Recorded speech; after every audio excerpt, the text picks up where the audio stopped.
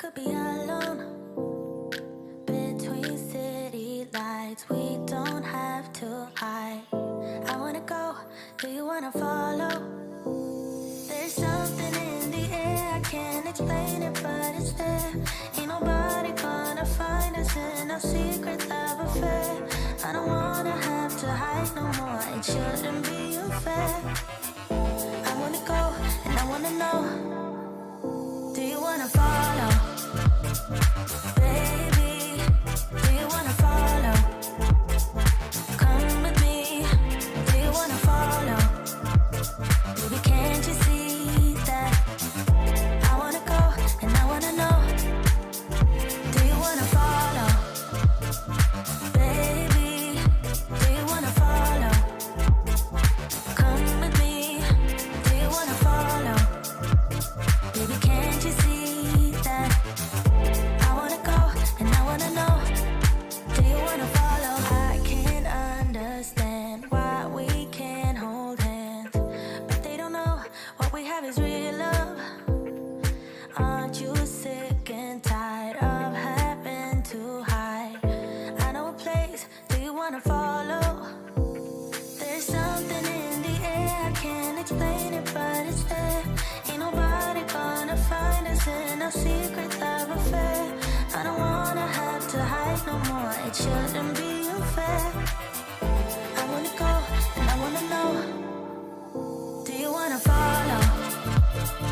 Baby, do you wanna follow? Come with me, do you wanna follow? Baby, can't you see that?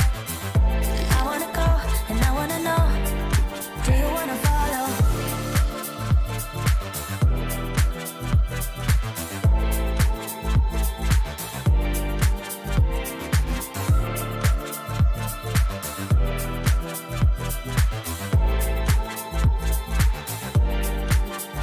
Do you wanna follow?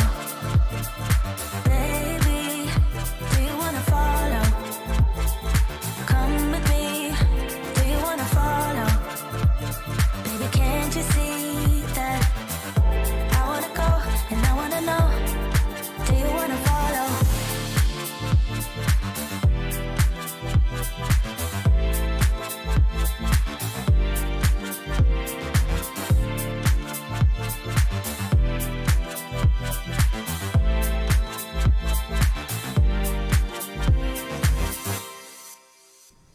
What's up, everybody? Welcome to Livestream.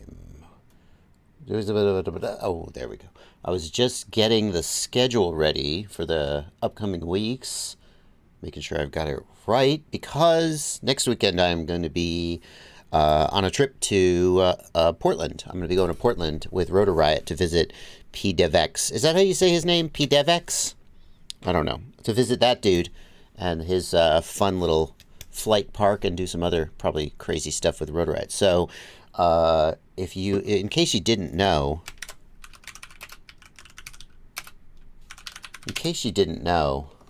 you can go to my YouTube channel. You're already on my YouTube channel, I know. On my YouTube channel, there's a section, upcoming live streams. That should, hey, wait a minute.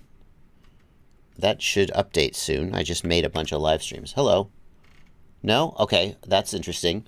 There's a bunch of live stream. You can see my upcoming live streams, and I try to keep that up to date so you guys can know when my schedule is going to be. You're like, if I'm going to miss a stream, I try. Like you can see currently the 11th is scheduled, but I just spaced it out so you can see the remaining ones. So take a look. You can see here, these are scheduled. The 10th, the 11th, and the 12th, that's this week, Sunday, Monday, Tuesday, normal schedule. The 18th, so I will be missing, hang on, I will be missing 16th, then 17th, and, oh, not the 18th. It should be the 19th. Oh, see, I screwed it up. I screwed it up already. Hang on. Edit, title, and description, July 19th. And, hello, can I edit the date? Edit. I need to fix that. If I'm going to tell you guys I'm going to schedule them correctly, then I should schedule them correctly. July 19th. So we're not going to miss any of the news. We're not going to miss any of the news But we will be missing some of the regular Q&A streams. And then back to your normal schedule, the 24th. Is that right? Oh, no, that may be wrong, too, because I am also going to be out of town. I think that I have to look at my calendar. Interesting. Interesting. The 19th.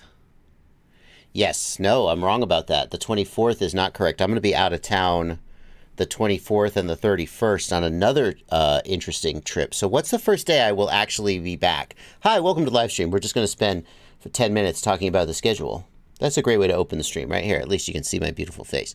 The first day I'll be back will be the 7th. So let's just make that right, because I know you guys really care about this. The 7th. August 7th. So it's going to be a light week for live streams. There we go. August 7th. Edit. Let's fix that. There we go. That is accurate.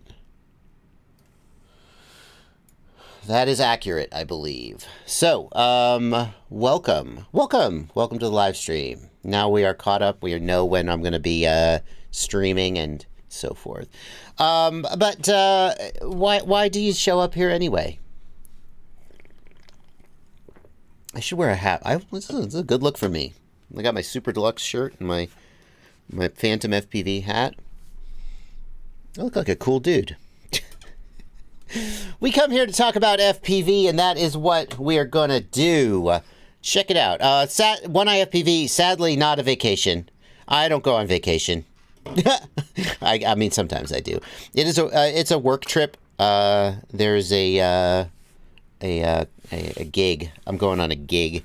I don't do gigs very often, but occasionally I do a gig. So I have a gig. That's where it's going to be. I just want you guys to know that I would never just go on vacation and leave you to spend time with my family. I love you too much. I'm too devoted. The only reason I would do that would be for work. I'm not sure why that's better. Welcome to the live stream, everybody. I am going to be taking your questions here in the comments.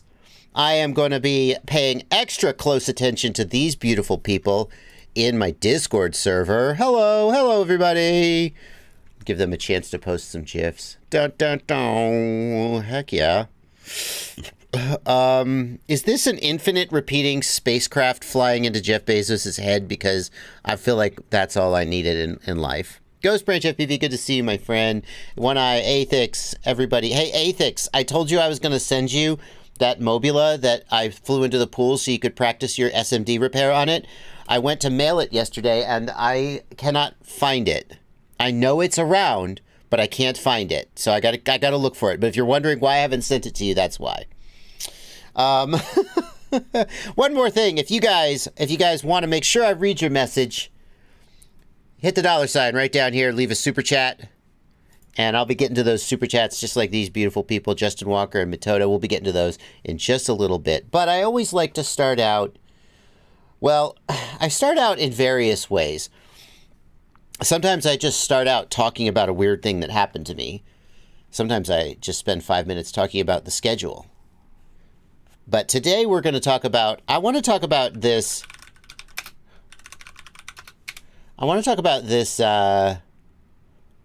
this little news item. And we're going to talk about this on the news with Blunty.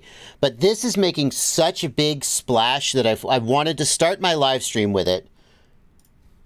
Have y'all seen this? Hack allows drone takeover via ExpressLRS protocol. I want to just take a few minutes at the beginning of the stream to address this absolute clickbait BS. Absolute clickbait BS nonsense. Trash article. Okay, now, are the things in this article accurate? Yes, everything in this article is accurate. Hack allows drone takeover via ExpressLRS protocol.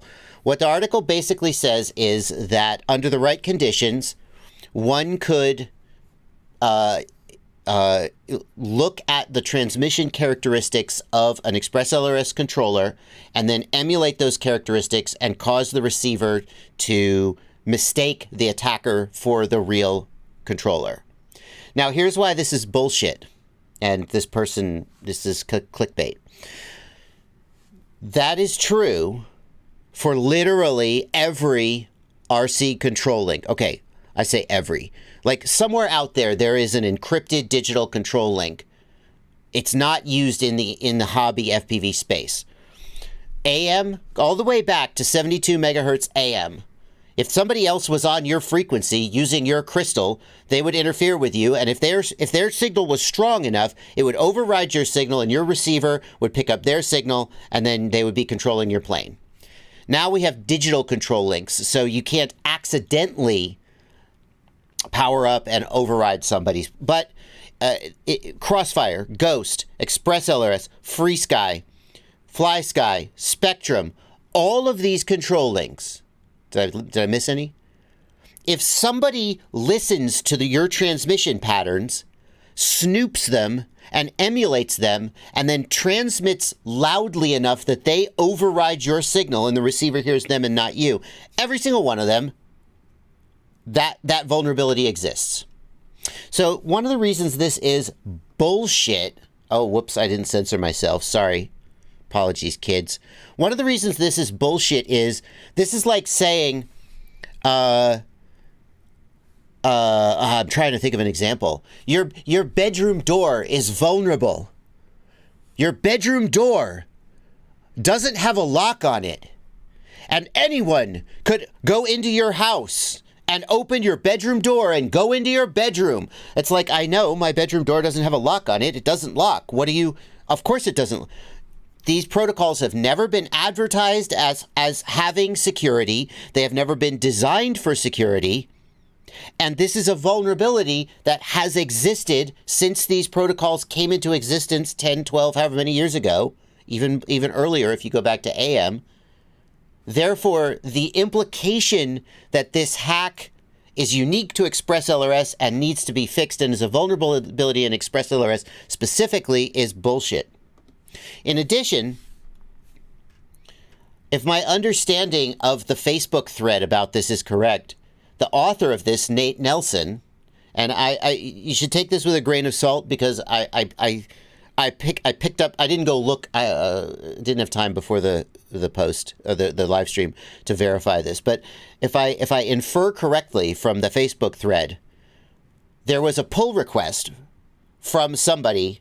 I think it was Nate Nelson, the author of this, and the pull request said, hey guys, can we add some encryption to this, or can we add some hashing or something? And the ExpressLRS devs said, we can't do that because it would make the code too big, and basically they rejected his pull request.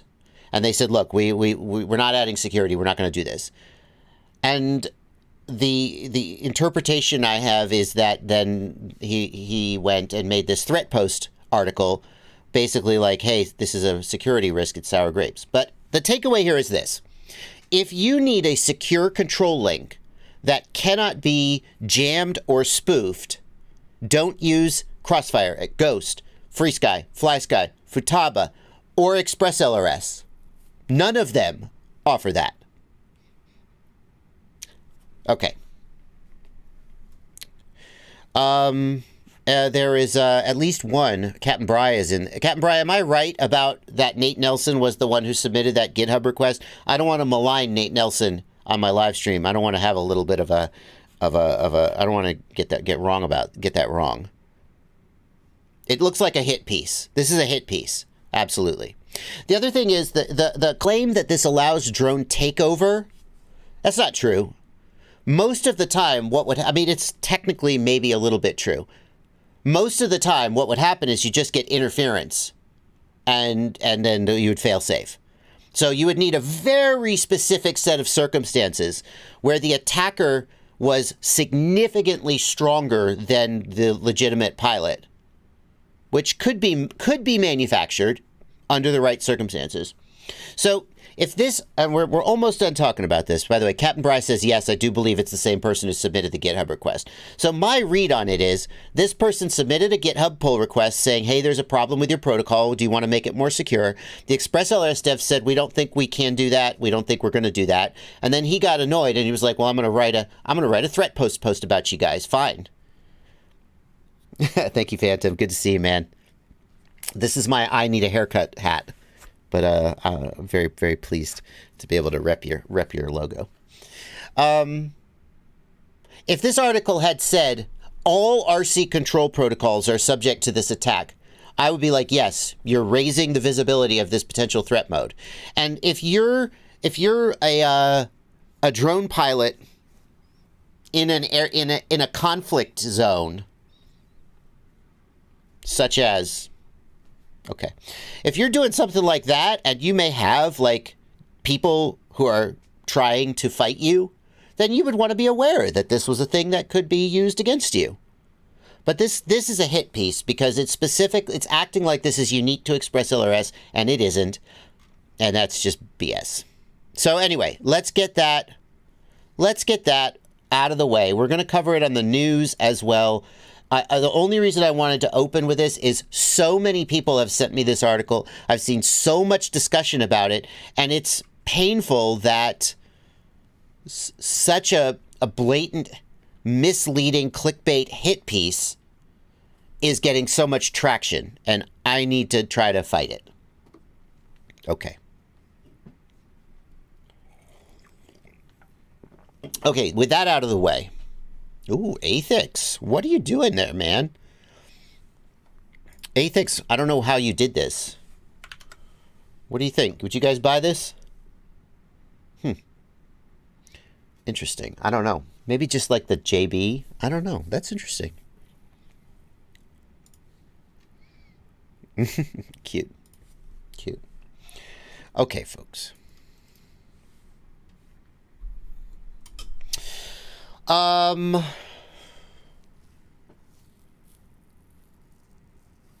Let's take some questions from the chat.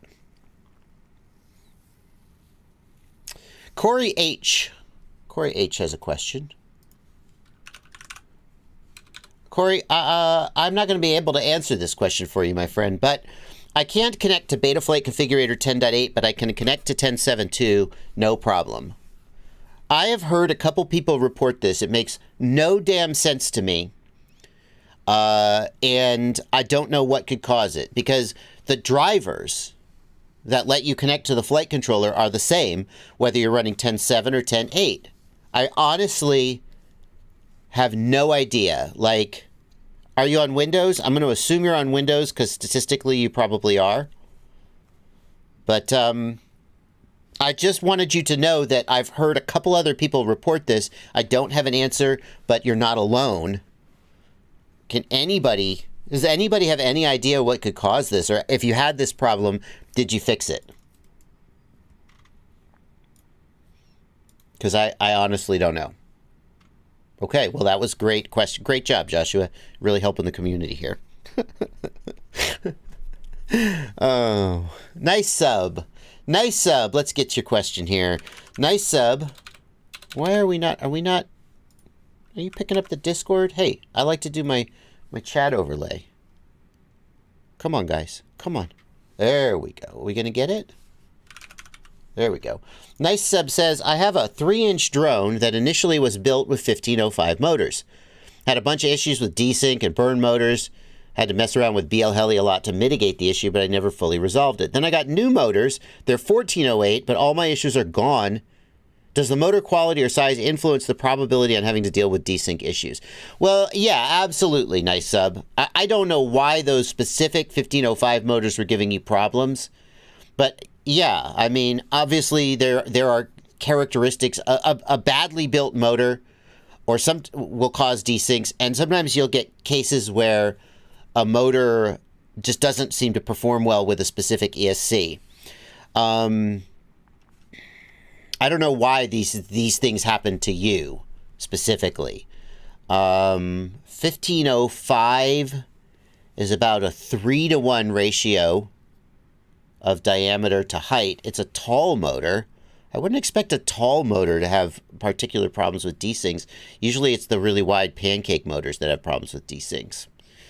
But the actual question you asked is, does motor quality or size influence the probability of having to deal with desyncs? And the answer is yes.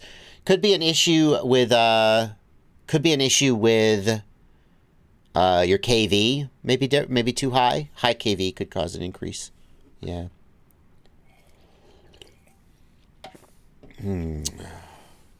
Let's see here. Alexino Speed wants to know how to enter the Discord server. Alexino, join my Patreon. The Discord server is just for patrons. Almost everything else I give away is free for everybody, but I got to give the patrons something. So I made the Discord server just for them. Link in the video description. You can join my Patreon. It's as little as $2 a month. You spend more than that for as little as a cup of coffee a day. Remember that commercial, Sally Struthers? Just me, I'm old. You guys are old too. That's how you get the Discord server. It's a party. It's a party in the Discord server for sure. Some people are suggesting that the Betaflight configurator issue is because maybe something else is running in the background. If you've got BL Heli or Cura or anything else that's grabbing the COM port in the background, then that would cause it to not connect. That's true. Kent J wants to know, anybody heard from Nurk lately? Anybody heard from Nurk lately? I was watching his video about Gyroflow, and he hasn't posted in a couple of months. Kent, I'm going to guess he's just busy being a rock star, making movies and shit. But I'll tell you what, I'm going to ping him right now. I'm not going to show this conversation on chat in case he, sends me a compromising picture or something. But I'm going to ping him right now. Hey, Nurk, how's it going? Somebody on my live stream chat said you haven't posted in a while and was wondering what you were up to. P.S. You're not on live right now. Lol. Okay, we'll see if he responds. He's a cool dude. I think he's fine. White Wolf wants to know, for somebody getting started in the hobby, is it worth it to go with the AG01 gimbal? No. I mean, if you have a ton of money, it depends on your budget, right? There are people out there for whom the price of an AG01 gimbal is kind of a throwaway expense. But no, if there's anything else you could be spending that $160-ish on, you don't need the AG01 gimbal. If you have a relatively generous budget, it is a very nice upgrade, and I recommend it. But it's not mandatory for somebody getting started in the hobby or anything silly like that.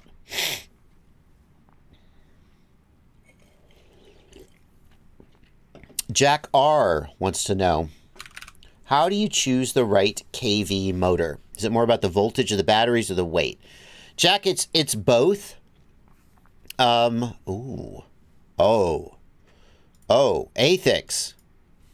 I like that. Hang on, Jack. I'll get to your question in a second.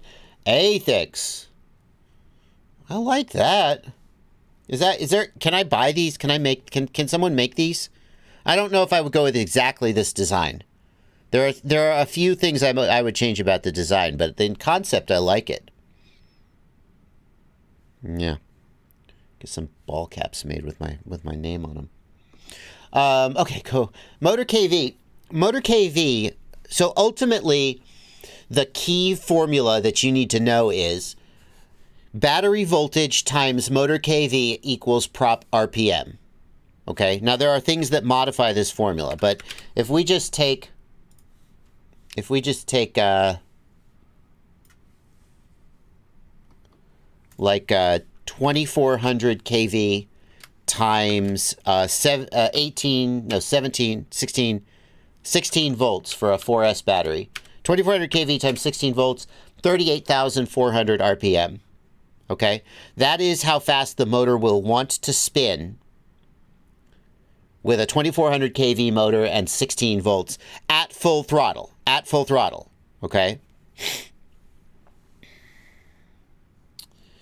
So you can see that as the voltage changes or the motor kV changes, the prop RPM will change. In reality, the prop will spin slower than that because drag and physics will bog it down, but that's how fast it will want to spin. Now, when a motor wants to go a certain speed and something bogs it down, what happens? The motor gets hot. Okay? Like if you think about your cordless drill, and if you're putting in a big lag bolt or something, and it binds and it doesn't spin, and the motor just kind of goes, but it doesn't spin, and you're pulling the trigger, and then you smell that comes from your motor. That means that you're damaging your motor because it's overheating and it's burning up. When a motor wants to go a certain speed and something prevents it from going that speed, it builds up heat.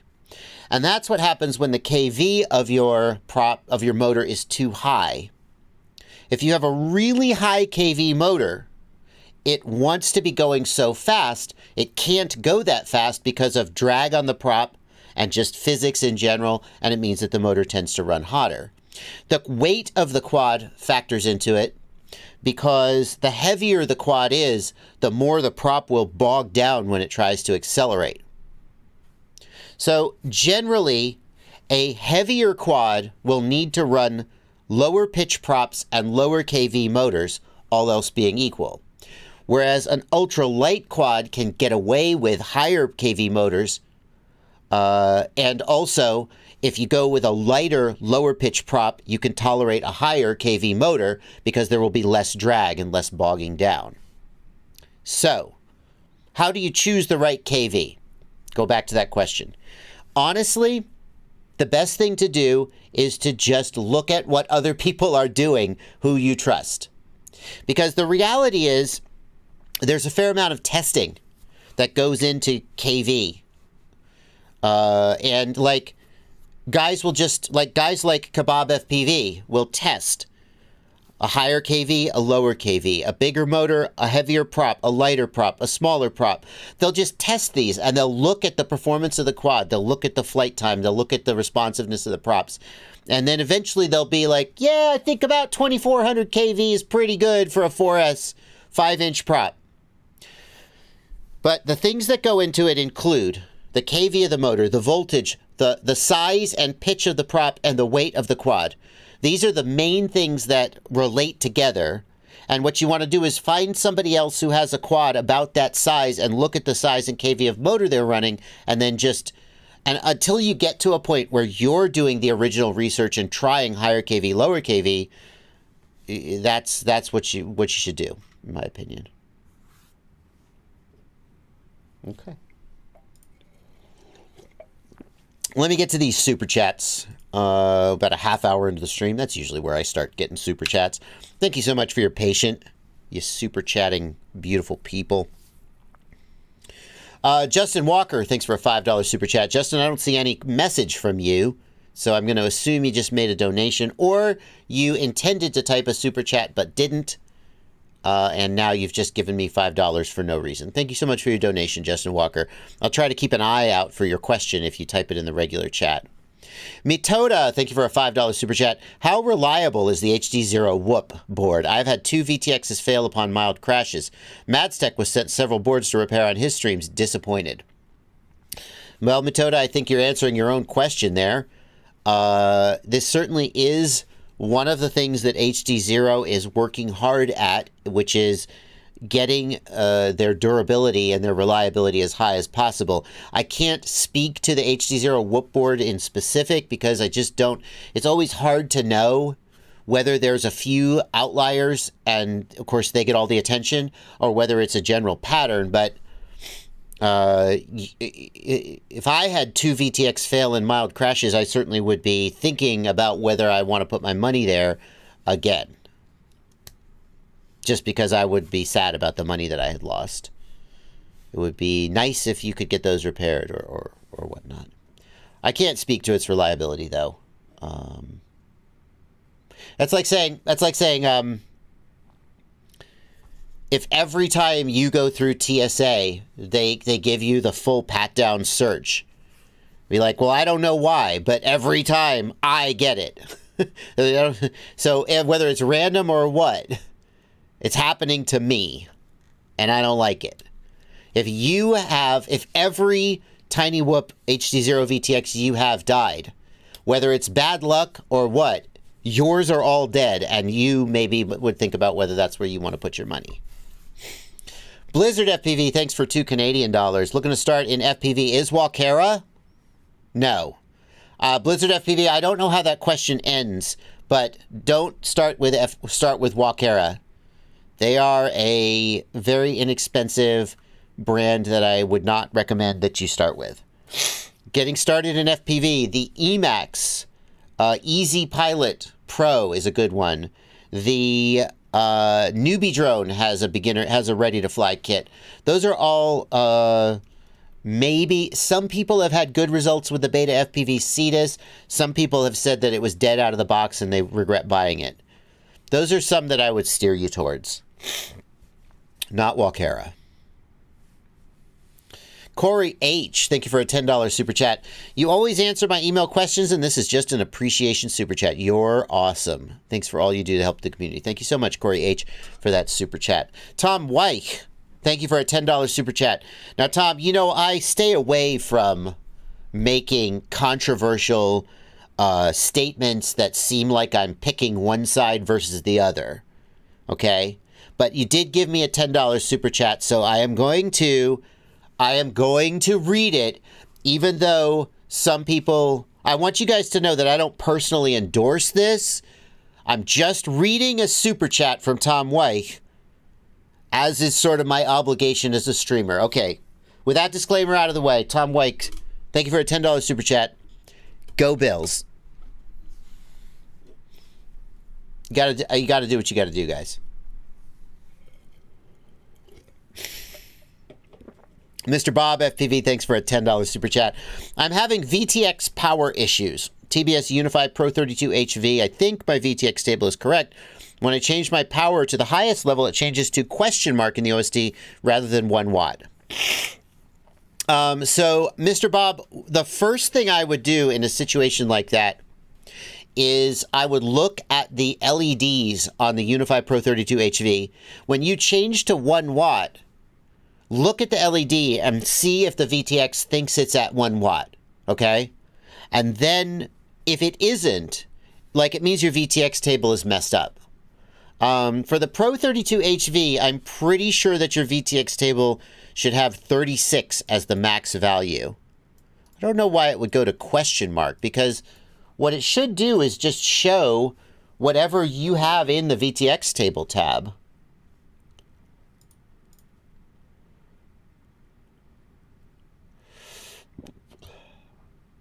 What are you doing? I'm looking at your hands. What are you doing with your hands? How are you changing? Oh, look, that's me. Hey, that's me. Hey, he recorded this literally during this live stream. How are you changing the power? Aha!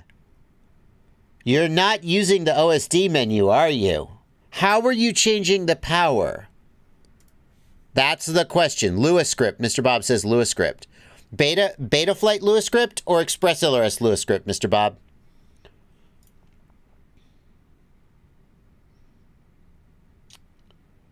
Where is it? Race 8 100. He's changing it here.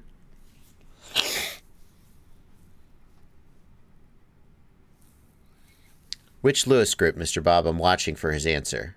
It's going to take a second. Ha! It's so funny to see somebody watching my live stream.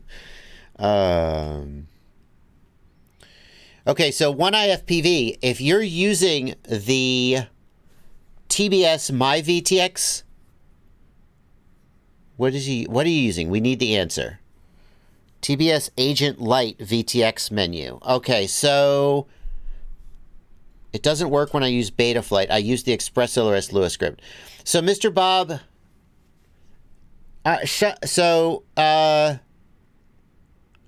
if you're using the ExpressLRS, what is he using?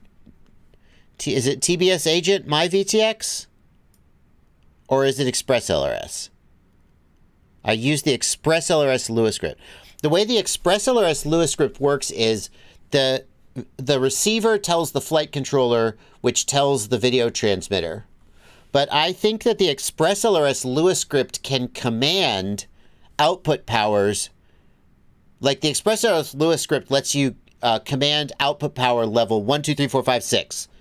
It doesn't actually... I think you're choosing a level that isn't supported. Like the VTX supports only 5 levels, and you're choosing level 6 in the ExpressLRS Lua script, and that's why it's getting confused. So here's what you should do. You should look at the LEDs on the VTX as you change the level from 1, 2, 3, 4, 5, and then when it gets to max power, keep an eye on what that is. Mr. Bob says the same thing happens when I use Betaflight on the PC. The video transmitter tab. All right, Mr. Bob, I want to see your VTX table. All right. Alexander Fedorov, good to see you here in the chat, my friend. He says he's not using the TBS Agent Lua.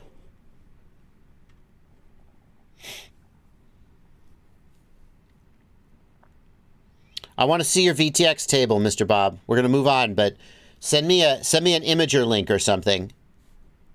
Okay? You're welcome, Mr. Bob, you're welcome to email me if you want to keep digging into this one-on-one. Oh, he says he'll post in Discord in a minute. Okay, no problem. Alan Rugg, thank you for a $10 super chat. New to quads, want a Radiomaster TX16S. I have Spectrum from Planes. Should I get Multi or ExpressLRS? Alan, the TX16S multi-protocol can bind to Spectrum receivers.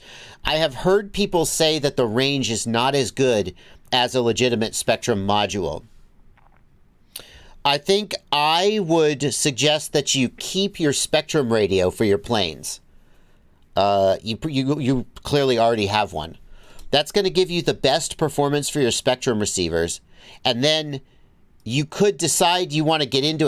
like, ExpressLRS is going to be a huge upgrade compared to Spectrum in terms of range. And so maybe you get the Radiomaster with ExpressLRS, you keep your Spectrum controller for your planes, and later if you find out you love ExpressLRS, maybe you start putting ExpressLRS in some of your planes. That's what I would do.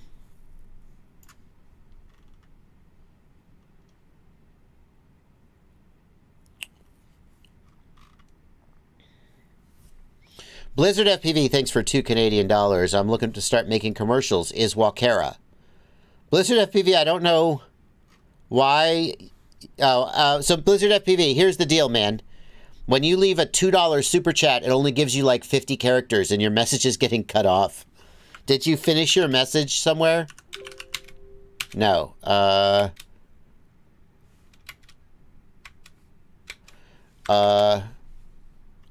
I can't tell Blizzard FPV if you are what you're trying to ask me, man. So, all right, we are caught up. We are caught up on super chats. Okay, here is Mr. Bob's VTX table. Let's see if Mr. Bob has got any problems. Yep, you got a problem, Mr. Bob. You have done screwed up. But the good news, this is good news. Because think about it this way. If you go to the doctor and you say, "Doctor, I have this problem," and the doctor goes, "Wow, I really have no idea." That's not good, right? So if you go to the doctor and you say, "Doctor, I got this problem," and the doctor says, "Oh yeah, no problem. We know what to do about that." Like, on the one hand, it sucks that you have a problem, but at least they know how to fix it. So here we go. You've screwed up, but the good news is that we know how to fix it. Here's your mistake, Mr. Bob. 39 is incorrect. The maximum value is 36. This is your problem right here. Change that to 36. Everything else is correct. 36 is what you want, and then you'll fix it.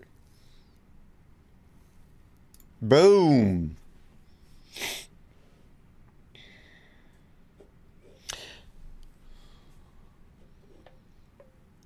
Blizzard FPV is just joking about the Walkera's commercial. Yes. Okay. I wasn't sure about that.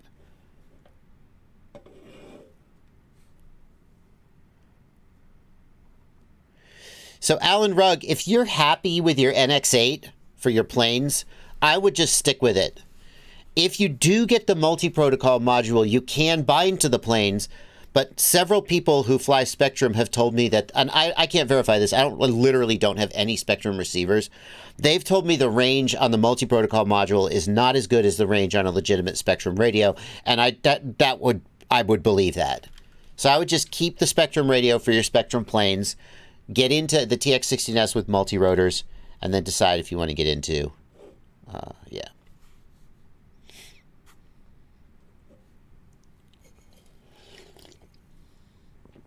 Okay, let me share something with you guys.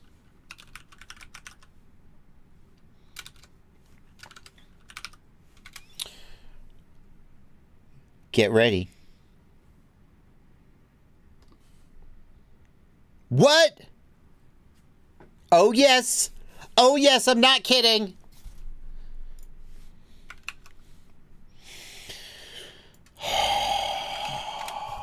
It's here. This is real. It's time. Need I say more?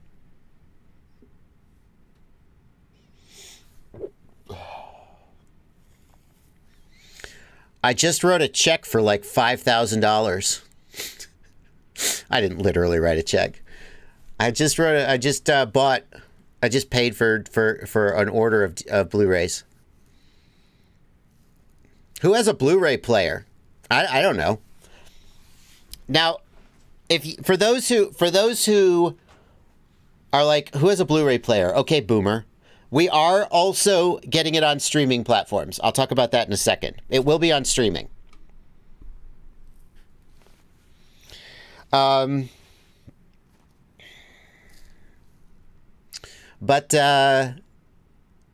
we wanted to do Blu-ray because on the streaming platforms, we have to edit it down to a length that like your mom would want to watch. And the streaming version is going to be a very tight, about 90-minute edit. The original edit was like 3 hours. No, it was like 2.5 hours. It was 3 40-minute episodes. And the whole thing, every single bit of the film, probably more than most people are going to watch, but that's up to you, is on the Blu-ray. So we wanted to be able to get the whole film out. And the only way, and also some people just want like a commemorative Blu-ray. So if you want the commemorative Blu-ray with the entire film, also probably it's going to be a little bit higher image quality than streaming, just because that's how streaming usually is. But if that's the kind of person you are, you can buy the Blu-ray right now. We are supposed to get them in from the duplicator towards the end of July, around July like 23rd, I think. So if you order it today, it's still going to be like 3 or 4 weeks till you actually get it. So it's just the way it is. But there's two versions. There's the standard version for $20, and there is the JB signed version, which comes with one of my challenge coins. And I don't sell these or give these away as prizes, usually. Almost never. But I figure that in this case, you helping support the film... Okay, good enough. I'll throw it in. So this is going to be one of the only ways to get one of these challenge coins without basically knowing me personally or meeting me. Somebody in the chat was like, well, your signature's worth $30 more. Hey, that's up to you, man. That's up to you. Don't like it, don't buy it. The idea is that some people may just want to pay more and support the film and feel good about it. And if that's you, well, then you could buy the signed edition. But the signed edition does come with this challenge coin, which is pretty exclusive.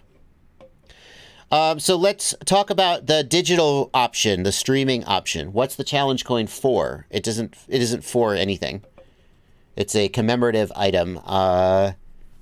There is a military history of challenge coins. You can look up military challenge coins, and you can read about the history of unit coins and challenge coins. But they've just become commemorative items. So Chuck says, that was me. Sorry, I didn't mean it negatively. Oh, no problem, Chuck. Maybe Chuck was like, oh yeah, your signature's worth $30. That's up to you. We thought some people might want to buy a signed special edition because people are always asking, will you sign it? Will you sign it? Will you sign it? I was like, all right, well, okay. So what about streaming? What about streaming options? As far as streaming goes, there is a service we have submitted the film to, and it's like a middleman that knows how to get your film on streaming services. They know all the hoops you have to jump through. They have all the contacts. And most importantly, they look at your film and go, okay, you need to make these changes before we submit it to Apple Movies or whatever. Because they won't take it if you haven't done these 6 things. Like, for example, one of the things we didn't know is streaming services don't want you to promote any other social media. So we had to remove all the pilot's social media handles to get it on the. They were just like, they won't take it if it's got the social media handles on there. Like, oh, interesting. They don't want to see you mentioning websites, URLs, anything. So we're like, okay, so we had to edit those things and blur them out. So it has been accepted by this middleman, and now they are pushing it to the streaming platforms, and it will be another a shortish period of time before we find out which platforms have accepted it. But that's coming. There'll be another announcement. So if you don't want Blu-ray, it's coming to streaming. I will let you know. But if you're ready to buy a Blu-ray, today is the day. Jason Aviator, you did send me one. Have I got your coin right here? I do. I have a couple unit coins. Jason Aviator. Oh! How disrespectful. Yep, Jason Aviator sent me his unit coin. The 347th Mission Support Group. It's going to be out of focus, but there it is. I do have it. I have it right here on my desk. I've got a couple unit coins down there. Jason Aviator, did I send you back one of mine? I probably shouldn't ask that here on stream. Well, you'll be like, no, you son of a bitch. You just kept it. You didn't send me anything. Jason Aviator, if I didn't send you one of my coins, because I feel it's only fair to trade coins, then ping me.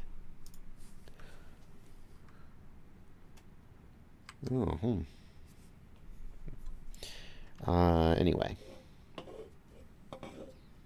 I mean, if you buy the Blu-ray, you'll get one for sure. Yeah. All right, so that's a little update on Flow State. I'm extremely excited to have this manifest. I wish it had happened sooner, but you know, it is what it is. We are where we are. I'm happy to be able to get this out to you guys. I sat down and I watched the 90-minute edit with my wife, who has actually, she has never sat down because I haven't had any way to really, well, anyway.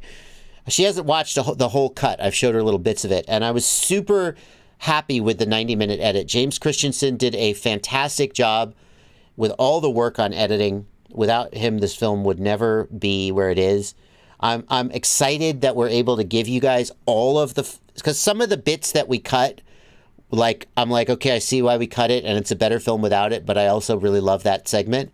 So I'm excited that you guys can buy the whole film, but I'm also excited you'll be able to watch it on streaming and so forth. So go ahead and get them orders in. So alrighty. Okay. Ooh, Aerobrat. That's cool. See, these coins are so cool. These coins are so cool. Look at this coin from Aerobrat. Atlas 5. What an amazing coin. So the way the coins traditionally worked is if you were in a military unit, you'd have your unit coin. And then if somebody pulled the coin out and like, from what I just read this on Wikipedia, I don't know. If they wrap it on the bar, every other unit member has to pull out their coin. And if anybody doesn't have a coin, then they have to buy a round of drinks or something along those lines. And but nowadays you'll see unit coins. They're not just, there'll be coins for specific missions, coins for specific projects. Geocachers do it. Lots of people have adopted this whole challenge coin thing outside of the military. So anyway. All right.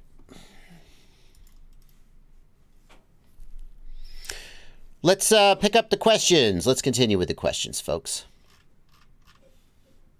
Dave T agrees. That's how they work. Ironically, at Rampage, someone pulled out my coin, and they were like, "Hey," and I was like, "Oh yeah, cool." And then I realized I didn't. I had like 10 of them in my backpack to give out if I wanted to give one out, but I didn't actually have one in my pocket. And I was like, "Did I just get challenge coined with my own coin?" That's embarrassing.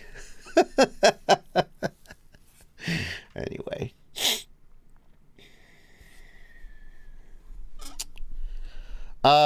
Continuing with the questions. Is HG0 worth getting into right now? Asks AOJ Pyro. AOJ Pyro. So AOI Pyro. AOI Pyro, HD0 is currently at the let me think how excuse me, apology. Let me think how I want to say this. Technology goes through several phases. Okay? The very first phase is that the only people who can use it are enthusiasts. It's not ready for consumers. It's a giant pain in the ass. The hardware is cobbled together. And the only people who can possibly use it are basically people who are willing to build it from scratch. The next phase of technology is that it goes into sort of production and is consumer focused. But it's still kind of janky, and there's room for improvement. For example, there may be small runs of hardware, and stuff may be out of stock for long periods of time because they don't have the money to do more runs, or there's just not enough demand. The hardware may not be as reliable as you would really want. The performance may not be as good as it will be eventually. And then the next stage is you've got sort of a fully baked, ready to go consumer product where availability, reliability, and performance are kind of at a level where most people using it are happy. And I feel like HD0 is currently in that middle stage where if you just want a gosh dang FPV link that just gosh dang it works, and you don't want to be an enthusiast, I feel like HD0 is not quite there. That most people who use HD0 today and love it are people who are enthusiastic about HD0 and not just, I just want to fly FPV, I don't really care. Just please. So if you just want to fly FPV, just give me something that works. HD0 is not quite there. Yes, it works. It's out of stock a lot. Sometimes there are people who suggest that maybe the VTXs are not as durable as they could be. And I feel like the performance, the range and penetration is going to get better as they sort of go on. But if you are enthusiastic about it, and there are many reasons to be enthusiastic about it, it has a great community. It has, like a lot of people who are into HD0 think that the performance is good enough for them. Whether something else might be better doesn't matter. And they're very, very excited to be a part of what HD0 is creating for the FPV community. then that would be the reason to go with it, in my opinion.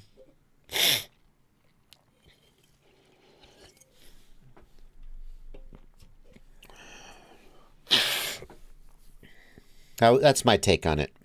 I think that the HD0 goggles are going to be very exciting when they come out, but it's still too early.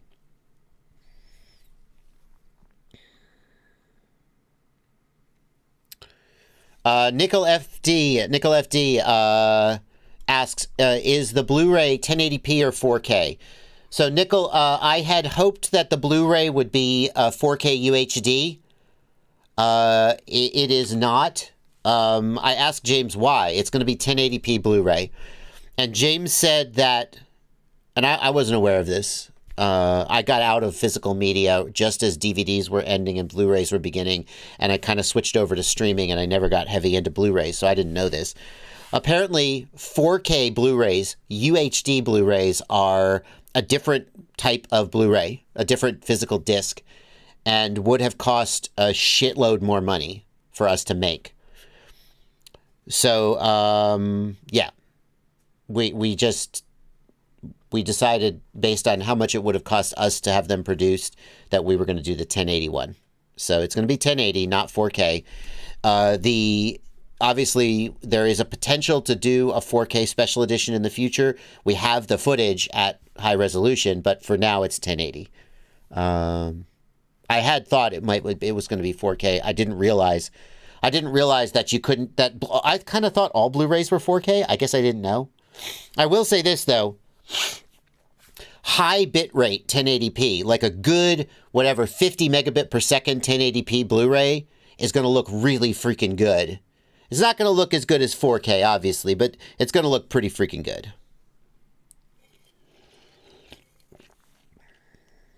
Mr. Grem is complaining about shipping of the disc to the UK. Mr. Grem, that's just what it costs to ship something to the UK. I'm sorry.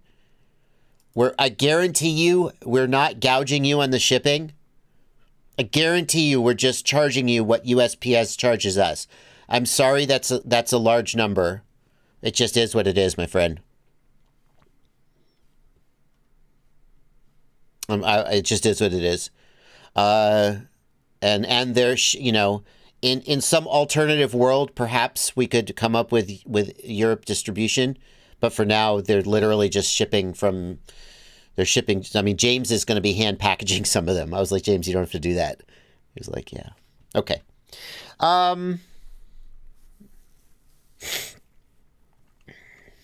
Let's see here. Afrolou says, I've got a 5-inch that arms and hovers, but after a few flips and rolls, it flips out and falls out of the air. That is usually called a death roll, and that is usually a damaged motor or ESC. And what I would look for is the first arm to go down in the roll. So get the DVR and frame by frame the DVR, and at the moment that the death roll happens, look at which arm is dropping into the roll, and that's the bad motor or ESC. Brand new ESC and motors. Okay, so it is Afrolou. Please don't take this as personally. I'm not. It's a pet peeve of mine when I say you could have bad hardware and people reply and say it's brand new, because brand new hardware sometimes has problems. So it does sort of swing the needle a little bit, that it's like if you told me, oh, and I've been bashing the hell out of him in a parking garage for the last 5 weeks, I'd be like, yeah, you have a bad motor. So I guess what I would say is, just because they're brand new, don't absolutely rule out the possibility that something's wrong with them. So something could still be wrong. Idle speed too low is another possibility. But it's almost always that your motor or your ESC has stopped making thrust and the quad death rolls in that direction. Okay.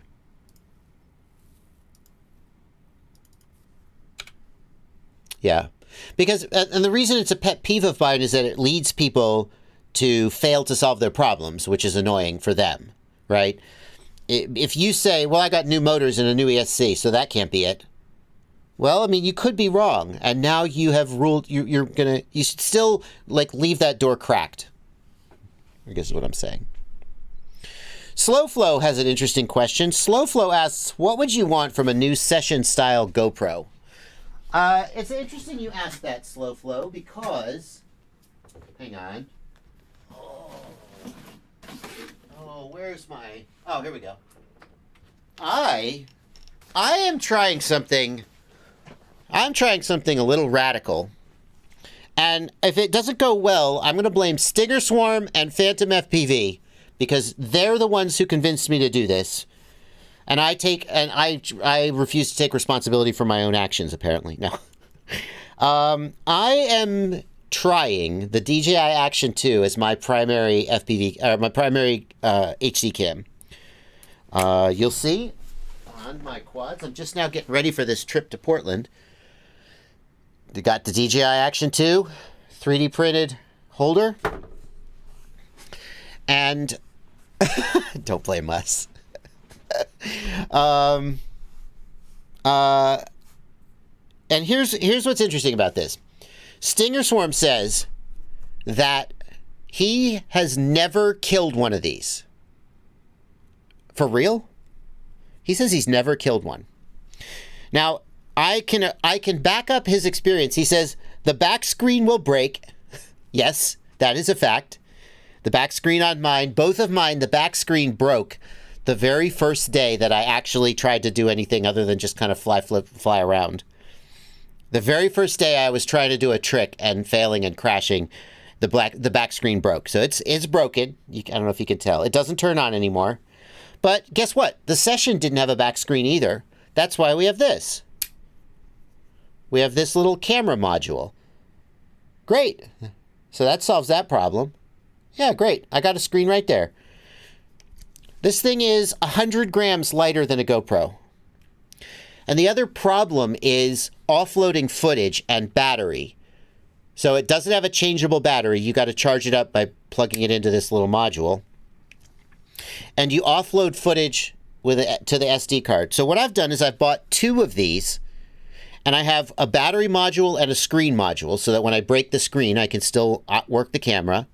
And basically what I do is I fly for 3 or 4 flights. The battery starts getting low. The memory starts getting full. I slam it on here, and I start offloading the footage.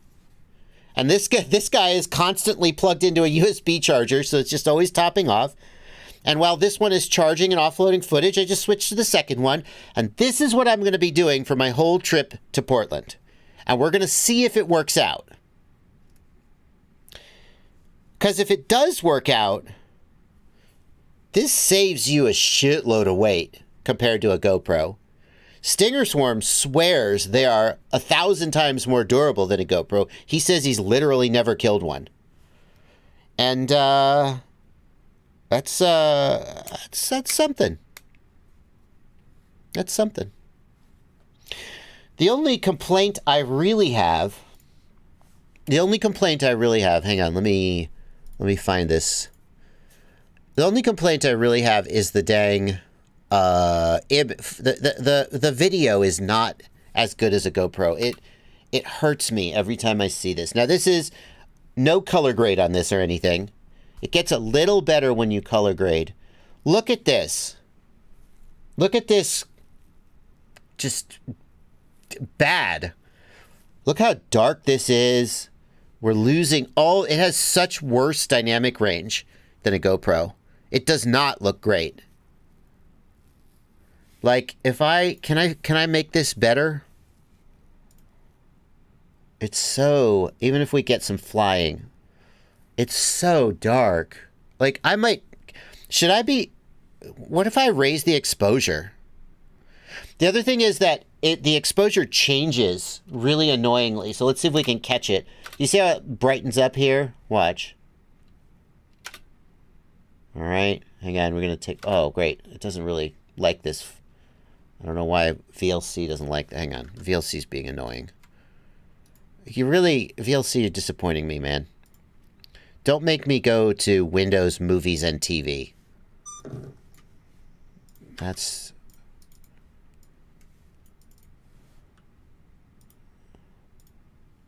I don't want to mute that. Mute. So if you look at the exposure changes as we go into and out of different things, it's pretty annoying. Well, you see it lighten up there? Like, it's just really distracting. Like, right here, you can't see effing anything. You can't see effing anything. Ah! What is even happening? Is this even usable? Ugh. So, like, can we fix it? Can we fix it? I'm committed. I've bought 2 of these damn things. I've spent the money. I'm gonna try it. Because 100 grams of weight and additional durability, like, I'm willing to give it a try. And Stinger Swarm runs them daily, and Phantom runs them daily, so that's got to mean something. But, like, hang on. Let me just... If we come in here... Can we fix that? Like, right here. If we go to the color tab, like, what happens if we just take this and, like, raise the exposure? Is the data there? Like, if we bring the shadows up, is anything there?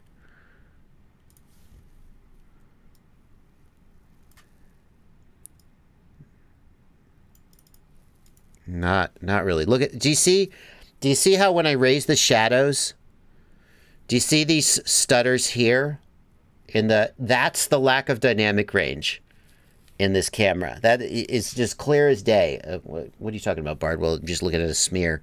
Okay, if you don't know how to interpret a lumetri scope, then we're losing. We have no dynamic range here in the shadows. Is what we're getting. Like, there's a little bit more detail that can be recovered, but not a lot. And now we've blown out the sky really bad. So, I mean, like, I'm not really an expert at color grading. I really don't know how you would save this. But it's a bit of a mess. And now, of course, see, look, now everything is terrible, right? Once we get out of that. So we just have these situations where it's just going to be bad. Whereas if we look at a GoPro, have I got any GoPro clips here? I don't think I have any GoPro clips on this particular. No, I don't. It's all DJI. Do I have a GoPro clip anywhere? It's so much better. Hurts me. The Whoopmaster is GoPro. Flights. So this is a GoPro Hero 10 Bones. You guys are going to be amazed at the difference. So this is a GoPro Hero 10 Bones. Like, oh, wow. Just look at the difference. No, source. There we go. Look at the difference. Look at the amazing color, dynamic range. Seeing these shadows? Oh, wow. So much better.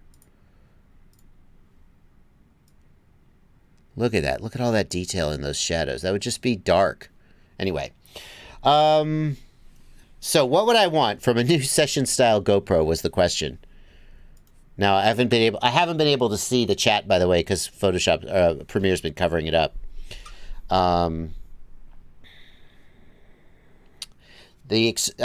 would want something the size of this DJI Action 2 with a removable SD card, and I would want the color science of a GoPro. Bannister Post, yes. Those DJI shots were in the quote-unquote Cinelog profile, whatever they call it. D-Cinelike. So that was the low contrast profile. That's as good as the Action 2 gets. And to be fair, when Fabio gets to that footage, he will make it look 1,000 times better than it does now. He really knows what he's doing with color grading, and he makes it look better. But ultimately, you can't get dynamic range and shadow detail back that the camera didn't record. And Cool Cat, there's no way to make the DJI look like a GoPro. It's not a question of settings. It's the physical capabilities of the sensor.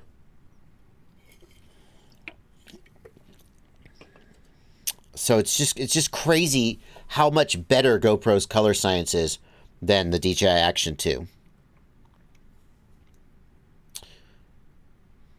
So there you go.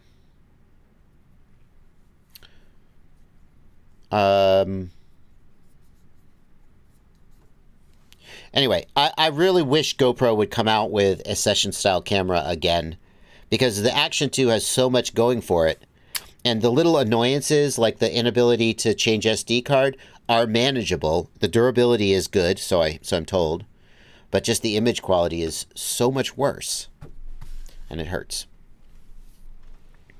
And it's not like DJI doesn't know how to do color science. The DJI Mavics have very good color science. I don't know why the Action 2 has bad color. Okay. You can set the white balance to manual, Philip Cochette. You can. Alrighty. Anyway, enough. Let's stop talking about that. Let's talk about something else.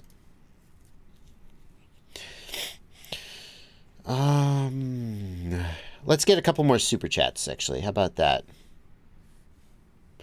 I don't know how to pronounce your name, so I will respectfully decline to try. But thank you for 25 Romanian Liu. If you could only own a single pair of FPV goggles out of all the options, what would it be today? I mean, a single pair? That's tough. Like, I mean, because I would have to... So if I were to say the Orca FPV-1 Pilot, that would let me fly analog and HD0. And I could literally fly anything in the world. From tiny whoops, racing drones, long distance. I think the Orca FPV-1 Pilot would be my choice if I wanted versatility. But the actual one that I use the most is the DJI FPV V2. So, there you go. Prop Salter, thank you for 5 Swiss francs. Does the Crossfire Minimortal T work with ExpressLRS 2.4? No. The Crossfire Minimortal is tuned for 900 megahertz, Prop Salter. It's very badly tuned, but yeah.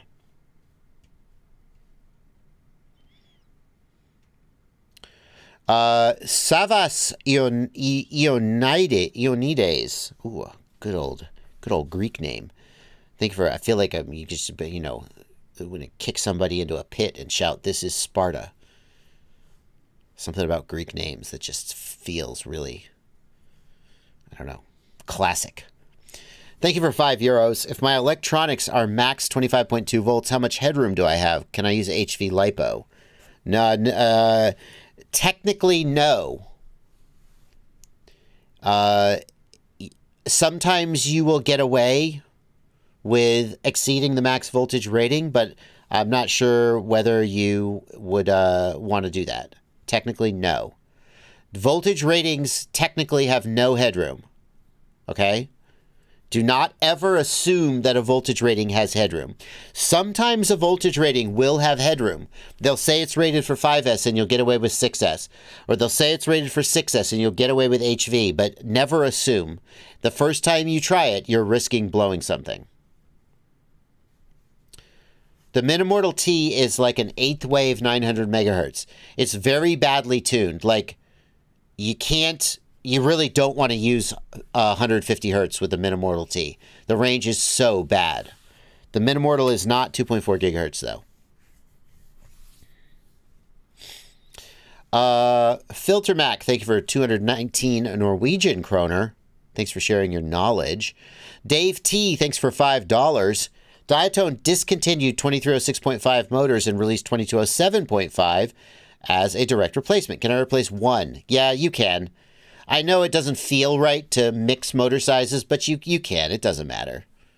It doesn't matter. I mean, it matters. But if you got to, you got to. Thank you, Gustavo Sangzerla, for 50 reais. Thanks for keep up the excellent work. And Swift69, thank you for a $5 super chat. With all the new goggle talk, is HC0 making their own goggle also? Yep, absolutely. They are. They've released some renders and some prototypes, and I think they even released a CAD model you could download. They are. It's supposed to be out by the end of the year. So a little ways out, but they are working on it. Yeah.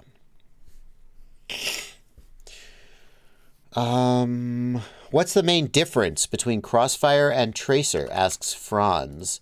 Crossfire uses 900 megahertz, Tracer uses 2.4 gigahertz. That's the main difference. Crossfire is 150 hertz maximum packet rate.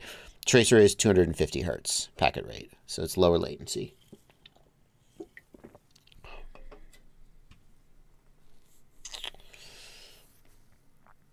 License to Drive says Minimortal T's work perfect on my tiny trainers.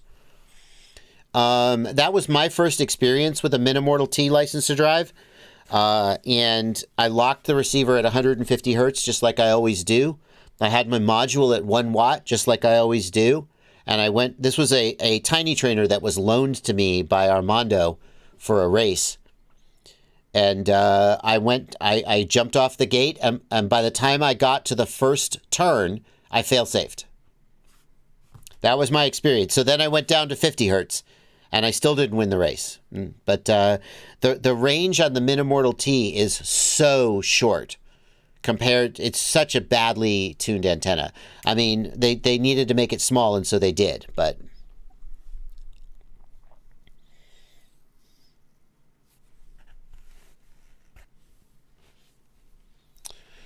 okay. Folks, we are over an hour into the stream, and it's time for me to take a moment and thank my sponsors. You. I almost never do sponsored segments or commercials. I just thank you guys for supporting me. And one of the ways you can support me is by visiting and using my website. My website is fpvknowitall.com. It is home of the... Oh, I gotta update this picture. I do like this picture, but I got a much nicer beard now, and I haven't had those goggles for a long time. My website, home of the ultimate FPV shopping list, where you can get suggestions for FPV parts in various categories. There's so many things you can buy in the world of FPV, and it's hard to know what parts are going to work with what, and what parts are the best. I like to say that this is a list of stuff that you can count on being good to use. Here are some racing frames. I should expand that a little bit. I should add a couple more in here. But the thing is, there's good stuff that isn't on the list, but this is stuff that you can count on, not steering you wrong. That's what we're going for here. And every single one of these links is almost every single one of these links is an affiliate link, which means that when you click that link and then make any purchase at the affiliated vendor, I get a little commission. So just go ahead, run on over here, or just run on over to the Support Me page. Click that link when you're trying to go to your affiliated vendors, and then do your shopping, and I get a little commission. It's a great way to support me. I also want to tell you, I want to let you know that if you can't watch the whole live stream, I've got a live stream clips channel, Joshua Bardwell live stream clips. And you'll find highlights from my live streams, just the good parts, not the boring shit where I'm just talking. The good parts. And I'd love to have you as a subscriber over there. Joshua Bardwell Livestream Clips. Head on over there and subscribe. And you know, look at all that. Look at all that great content you missed. So if you're not subscribed over there, head on over. There you go. Rob Axelson, you missed the whole segment I did about the Flow State Blu-ray coming out. The Flow State Blu-ray can be purchased right now. Scroll back in the DVR, and you can see me talk about it for like 15 minutes. Alrighty.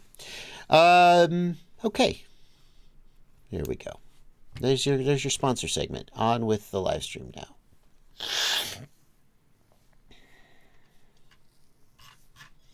Azrael FPV, thanks for a $5 super chat.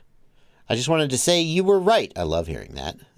Since moving to Freestyle Titan XL5, my freestyles are phenomenal. Oh, this is Azrael who said, I freestyle the DJI FPV drone and I tear it up. And Azrael sent me a video of him freestyling the DJI FPV drone and said, yeah, what do you think? And I said, I think what I said was, yeah, that looks like it's about what, you're getting about as much from it as you can. But since switching to the Titan XL5, he's doing even better. Now you see why people say that it's, you can freestyle the DJI FPV drone, but you can get a little bit more out of something else, a dedicated one. No individual ESC on my list. Yeah, that's right. Helix and Wonderland. You are correct. All of the flight controllers on my list use a 4-in-1. These days, more people are going back to individual ESCs, but the fact is there are just not a lot of flight controllers that support individual ESCs. There just aren't a lot of them. So far, we're just sticking to 4-in-1s.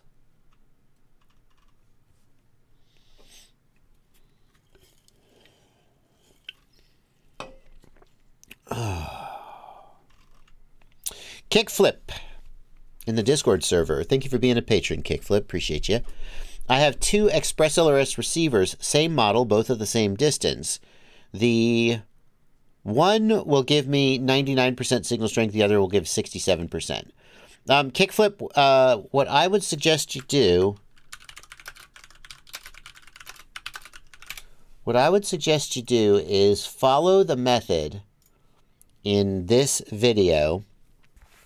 I'm going to put a link to this video in the stream. Oh my God. Look how good the GoPro looks. Jeez. You could tell this was winter because there's no leaves on the trees. Ah, a nice sunny winter day. So it's got a lot going for it. Oh yeah, this must have been fall because the pool was empty but hadn't gotten dirty yet. Yeah, it must be fall. When was this? February. Oh, that's not fall. I was oh, whoops, that's not the right link. Hang on. Here's the link.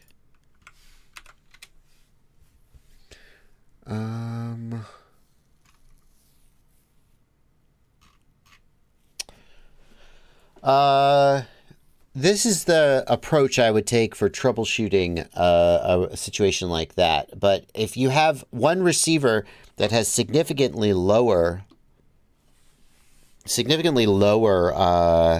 RSSI than the other, then you've got a bad receiver or a bad antenna. That's the takeaway.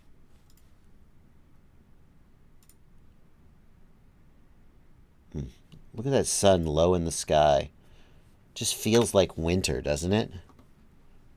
Look at those long shadows and the sun low in the sky. Yep. It's interesting. During the summer, the sun would be like over here. During the winter, the sun goes down over there. It's so funny. Anyway.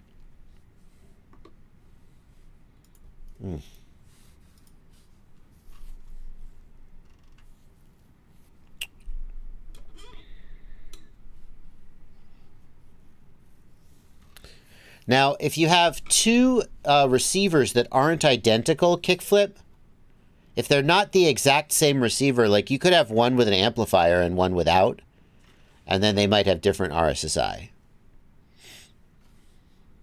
Okay. Thank you, KS, for 200 rupees.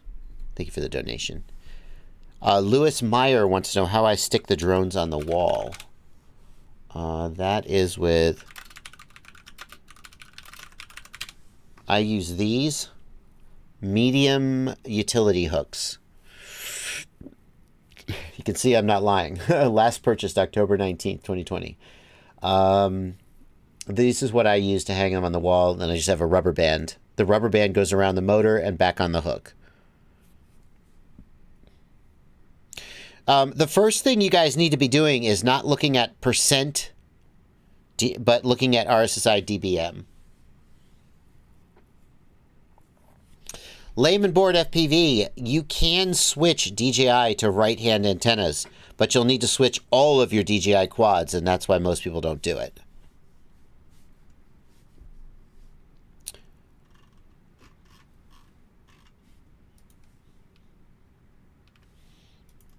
Okay. Tim Day asks, I'm struggling to bind my Light Radio 3 to the Mobula 7 ExpressLRS. Same firmware, but they won't bind. Tim, the way to flash them, the way to bind them, in my opinion, is to flash them with the same binding phrase. If you're trying to do binding by, like, pushing a button, I personally don't prefer that method.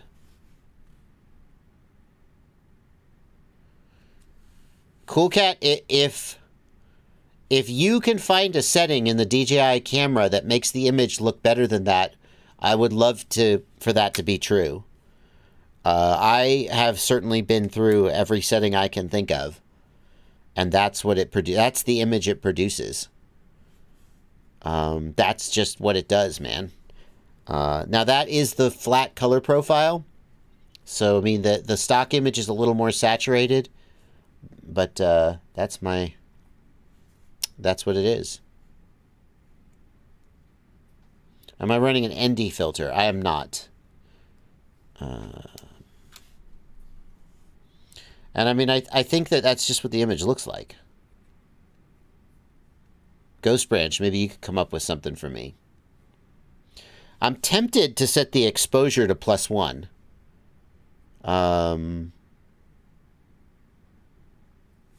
Is there any way to self-compile Betaflight with ExpressLRS for the SPI receiver boards? Asked Paulson. Yes. I mean, obviously someone's done it.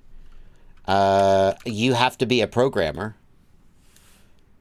Like you could I don't think there would be an easy way to just drag and drop ExpressLRS 3.0. You have to be a programmer. Athix, have I talked to Steele since he runs it? I don't know about that. Does Steele run the Action too? Are you sure about that? Nurk hasn't responded, for the record.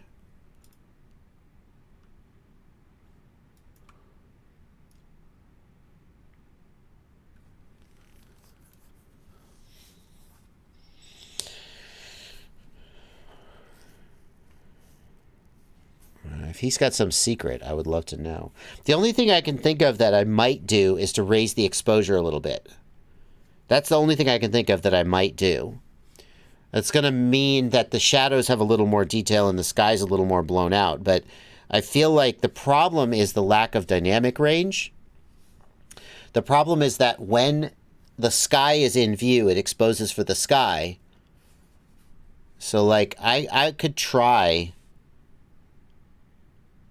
Yeah, what does Steele publish his Action 2 settings?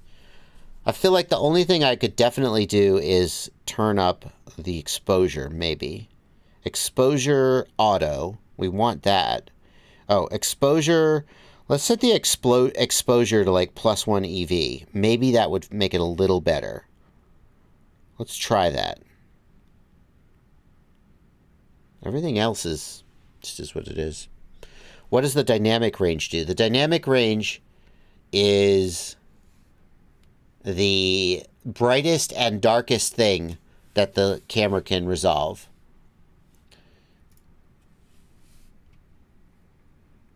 Let's take a look at Mr. Steele. So the brightest highlight and the darkest shadow. When a camera has low dynamic range, What that means is that if it exposes correctly for the highlight, the shadows will be too dark. And if it exposes correctly for the shadow, the highlights will blow out. A camera with good dynamic range will be able to get highlights and shadow detail at the same time. The problem seems to me, like, I think that an FPV-focused camera should skew towards the shadow detail, because it's usually fine to blow out the sky. Like, we don't really care as much about highlight detail as we do about shadow detail. That's my take. Let's look at steel. Somebody's posted,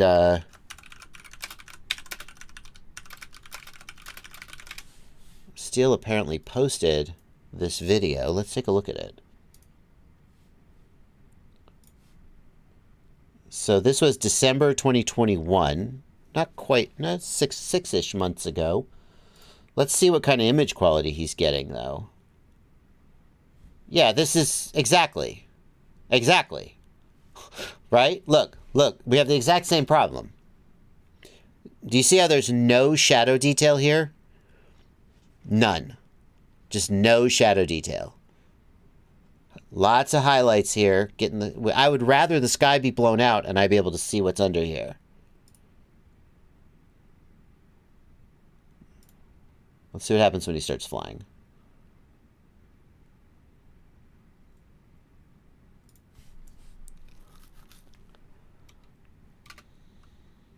Well, there's your 60 FPS. Really smooth. You guys won't see the 60 FPS. This is not so bad here. Like, we've got some details here. Details in the ground. We're still... The sun is, I guess, behind us and we're in a shadow.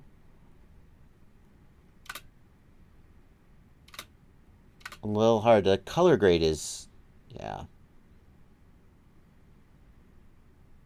See, look. This is trash right here. Trash. Trash. Look. What can you see in this image? Nothing. Nothing. You can see nothing. As a viewer, is Steele about to drop into a gap? Is he about to hit something? I don't know. All I can see is blackness. Oh, okay. Now it opened up. Now, I guess Steele cares a lot about weight. Fair enough. Oh, I'm so conflicted. So conflicted. Every time I break a GoPro and I'm out $300 though, I'm, you know, I mean, maybe the image quality isn't what matters the mostest. Oh, do you see that exposure right there? Dark, then come in. I'm conflicted. I don't know. I just like being conflicted and complaining, I guess. There you go. Now the fisheye, I've been shooting on wide, not ultra wide. So.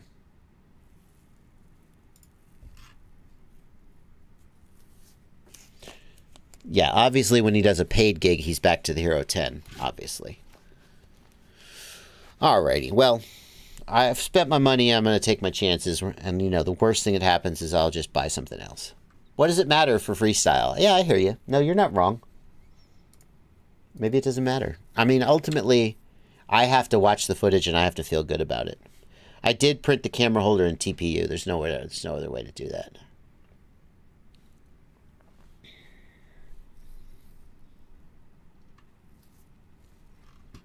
Anyway. Yeah, see, that's the problem. Ghost Branch FPV nailed it. The quality in Steele's videos comes from the quality of the flying. I don't have that! I have to have a good-looking image, because the flying sure ain't going to carry me. Alrighty.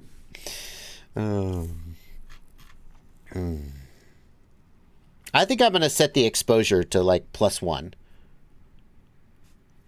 Well, Sunshine FF, the thing is, I prefer the image quality of the video on the GoPro right now, while I'm sitting here on the desk looking at the footage. When I go out to fly and I smash the shit out of a GoPro, that also bothers me. When I go out to fly and the GoPro weighs 160 grams, that also bothers me. So you're just getting, right now, you're getting the complaining. So if we were flying, I could be complaining about other stuff. What about the Hero 10 bones? How about I just get the Hero 10 bones? It's lightweight. It has good image quality. It will break.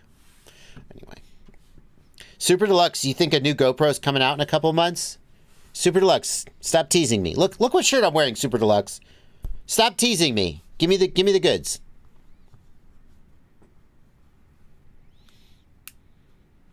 Anyway.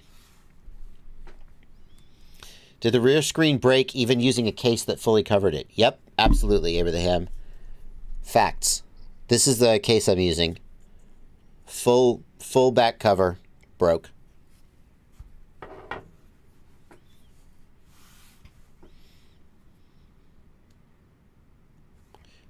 Super Deluxe, you need the new GoPro 11. Is that leaked? Or is it a real leak? 5 days ago.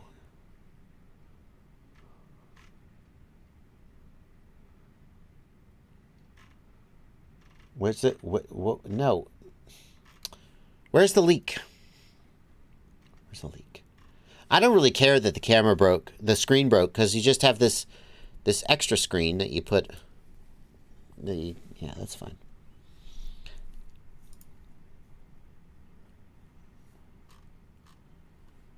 I saw a lot. Where's the actual leak? Come on, Super Deluxe. Tell me the truth.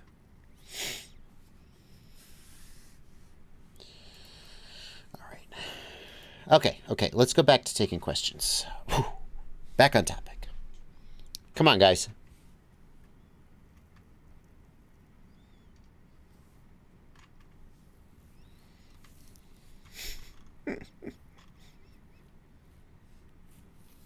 Talk about ExpressLRS V3. What do you want to know? Will Walksnail build a digital module to add to Fat Shark HD02 goggles? Elbartnox, if Walksnail releases an HDMI module, then Fat Shark is going to be so pissed, because then then everybody who has an old set of Fat Sharks with an HDMI input, or Orcas, doesn't have to buy their goggles anymore. I'm not saying they won't do it, but it seems like that would represent a significant rift in the relationship between Walksnail and Fat Shark.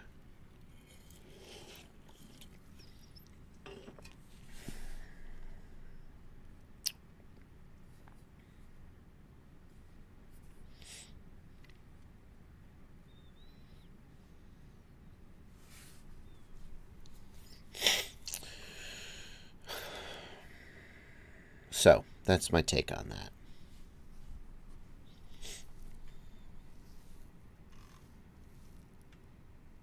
Yep, that's just how life with Chinese companies goes.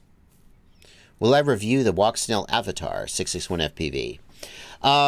I mean, if someone sent me a Walksnail Avatar, I would compare it to the DJI FPV, or the Fat Shark Dominator goggles, but I'm not going to spend $700 to make that comparison myself. My understanding is that Walksnail is manufacturing the Avatar, Fat Shark is manufacturing the Dominator.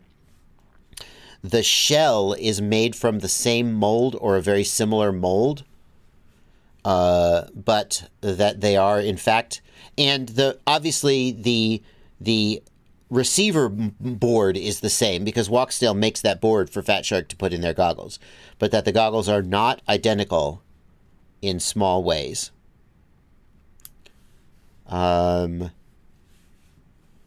It seems like Fat Shark would have liked to have had an exclusive where Walksnail gives them the board, they put it in the goggles, and they sell the goggles, and that Walksnail had other ideas. And that Fat Shark is finding out that they are not as much of a peer in this relationship as they might have thought that they were going to be. Because, like, here's why I say that. On release day, when Walk Snail released their website 20 minutes after Fat Shark released theirs, it seemed like I was asking in our interview, Greg, Allen, who's your partner? They wouldn't say the name. They wouldn't say who their partner was. It was like Walk Snail was going to be a big secret. And the idea, the impression that I got from talking to Greg and Allen was that Fat Shark wanted this to be as Fat Shark is leading the charge with the Fat Shark Dominator. And thanks to our technology partner who made the RF technology, they're amazing. Aren't they great? And not like they were trying to take credit for something they didn't do, but that they were going to be the face of the product. Kind of like Elon Musk is the face of Tesla and the face of SpaceX, but there's a whole lot of other people doing the actual like day-to-day busy work of designing rockets and building and designing cars. The difference is that Elon Musk manages to keep himself at the fore, and you don't know who the actual people behind the scenes are who are doing the work. Whereas in Fat Shark's case, it seems like immediately after release, Walk Snail was like, "Hey guys, we're over here. Hey, we made our own goggle." And Fat Shark's like, "Oh, okay. Yeah, no, here's Walk Snail. And they kind of played it off like, "Yeah, I don't know what's going on over here. It's so weird. Isn't it so weird?" It seemed like they didn't see it coming. So it feels like the way this has played out with Walk Snail and Fat Shark is not exactly how Fat Shark would have preferred it. And they're now going to try to make the best of it, is how I read it. Oh, Robin Visser. Am I bashing Elon Musk? Am I bashing Elon Musk by saying, hold on. I'm sorry. Is saying true things called bashing? Is it insulting or whatever to say that Elon himself doesn't personally design every single rocket and every single car? Is that bashing, or is that just obviously true? That Elon is a CEO, he is public facing, he runs the companies, but he is not down there doing the fucking crap. Sorry, got me worked up. He's not down there doing the frickin' math and actually designing the rockets. That's just true. That's not insulting, and it's not bashing, and it's really annoying when saying basically true things is treated as insulting because it is threatening to a freaking mythos that has been propagated and perpetuated.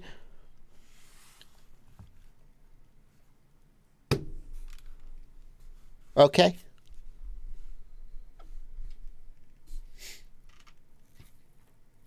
If you were just joking, then congratulations, you got me.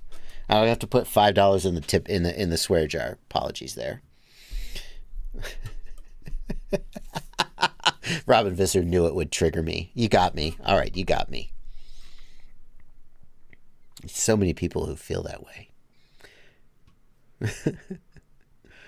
I know. I'm sure. Anyway, shouldn't have mentioned Elon Musk. Let's get back on topic. You got me. All right, you got me. You knew that would trigger me. You got me. It's just annoying. So many people think that it's insulting to that any criticism at all is bashing or insulting. Criticism is criticism. Okay. Aber the Ham is a bit bummed about the lack of SPI support in ExpressLRS 3. So here's the thing, Aber, I am sure that a month after ExpressLRS 3.0 comes out, someone will put ExpressLRS 3.0 into Betaflight 4.3, and there will be a nightly build you can download. I'm sure that someone's going to do it. ExpressLRS and the Betaflight devs, I think, are just saying, I don't want it to be us. We're not going to take the responsibility for that. So, Aber, I think that SPI receivers will, that's the beauty of open source. They will get ExpressLRS 3.0 support. It just won't be officially through the configurator. They're going to let somebody else do that. And I mean, I see the logic. Aditya wants to know, how much should my budget be to get into FPV as a beginner? I used to say minimum $600. These days, it's probably higher. I feel like if you had between $1,000 and $1,500, you could absolutely safely buy everything you needed to get into FPV. You can do it cheaper, but it's harder and harder these days.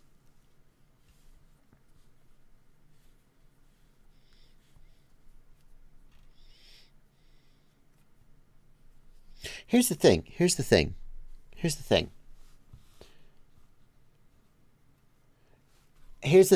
And this is why it's not insulting. Because people are showing me videos showing how much of an engineer Elon really is. I don't dispute that. My point is that when it comes time to crunch numbers, when it comes time to be an aerospace, by the way, Elon is not an aerospace engineer. He has a degree in physics and economics, I believe. Undergraduate degrees. He has no graduate degrees. Nothing wrong with that.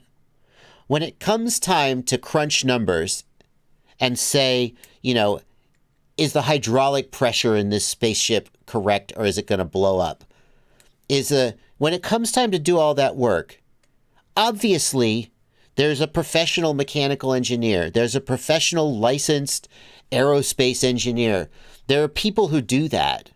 In the same way that it would be a waste of time, Elon Musk, as a CEO and a billionaire, he has to spend his time in valuable ways running his companies. He is a CEO. That is what he is good at. He is a CEO with a deep technical background and his fingers in a lot of pies. I don't dispute that. But if Elon Musk was spending all day designing rockets, it would be a bad use of his time, because he is not the best at designing rockets. There are people whose whole life has been spent learning how to design rockets and design cars. And when it comes time to solve those problems, I don't believe he's doing that work, because he has said that he wants to make the most effective use of his time. He once defended his use of a private jet by saying, if I can make one decision that saves a company $50 million, then that's a better use of my time than, doing something else with my time. Okay? I just don't believe that he's actually doing the deep engineering. I think he has some understanding of the engineering. And I don't know why some people get so, triggered when I say such an obvious thing that is clearly true and not at all insulting. It's common sense. What does he do with his days? I mean, he has better things to do. Anyway. Cool in the Woods, thanks for a $5 super chat. Losing power during a shore. Bad XT60? Besides a broken GoPro 8 and smashed battery, seems to fly fine. Should I run on a beta flight to check calibration? Losing power during a shore. That's clearly a typo, but what is it? During a shore. What word was that supposed to be? I can't interpret this question, Cool in the Woods. I'm so sorry. DVS FPV, why doesn't the new Fat Shark goggle come with antennas? Money. Money. That's the answer. It would have cost them another $20, let's say, to put antennas in there. And that's $20 that they'd rather pocket. That's the answer. Obviously that's the answer.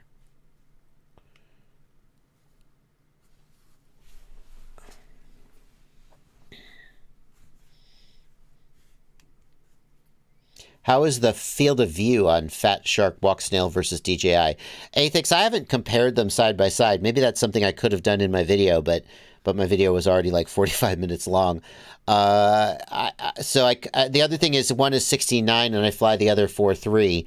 I suppose you could look in my video and and see and compare, but I don't have them on the bench. I didn't notice that the field of view was significantly different.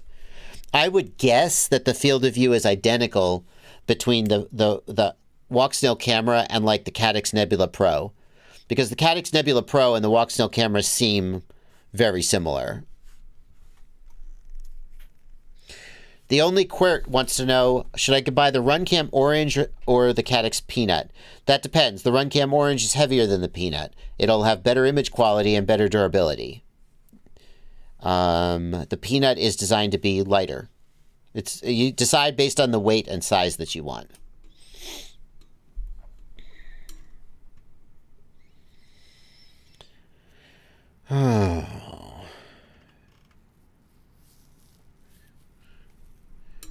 Just drives me crazy when people like just blindly worship heroes. You know? Like, give people credit for the things that they do. He's done a lot of things for which he deserves credit. You don't also have to treat him like a demigod. You can and shout down anyone who's critical of him and call him a hater. It's a real problem. If somebody criticizes me and you go, hey, you can't talk about Bardwell like that, don't do that. Is the criticism valid? Valid criticism is always welcome as a part of public discourse. Hopefully respectful, because we would like to hopefully keep, but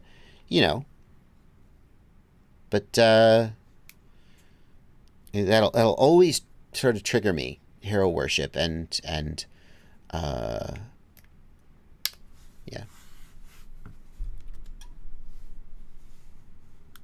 yeah, we only blindly worship JB in this Discord. Anyway.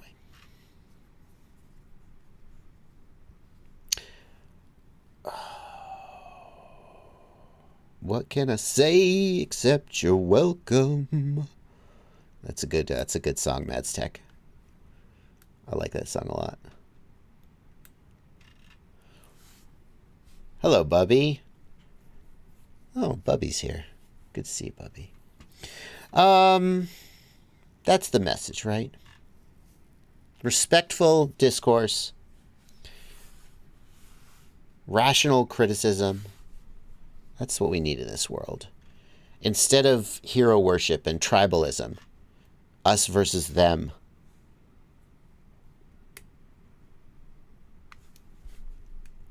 I feel like that message is not going to carry the day. But there you go.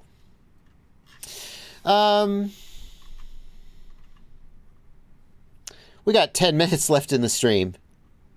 10 minutes left in the stream. Aaron Ciotti is going to be streaming at 3 o'clock. He's going to start posting a link to his stream if you want to keep the fun going. Steve E says, I tried to cheap out on getting into FPV. Beginners having to troubleshoot and compatibility issues just slows you down. Plan to spend a little bit more. Good advice. Nurk did not text me back yet. He must be busy today. Or he's dead. You heard it here first. Oh, he did text me back. He just texted me back. He said, all good, been super busy, and my editor, Winston, has moved on to bigger things, so I have no throughput for video.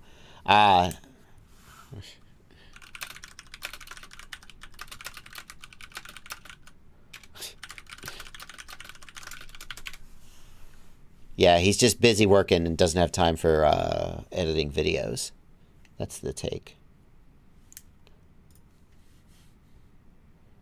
I guess he's not dead. That would have been a great story to break.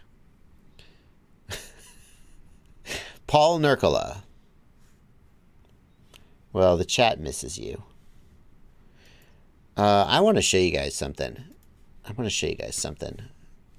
This is going to be in an upcoming video.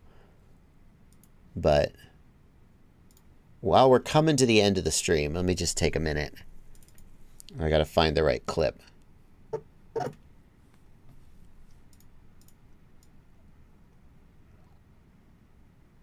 That's the one. Check this out, guys.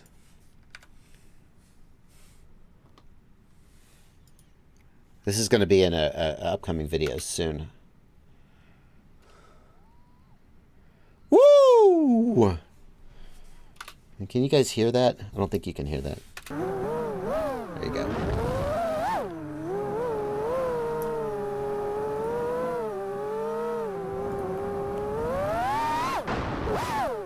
Nope, not that time. I think it's in this clip. I think I get it.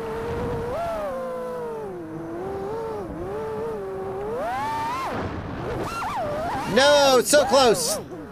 So close.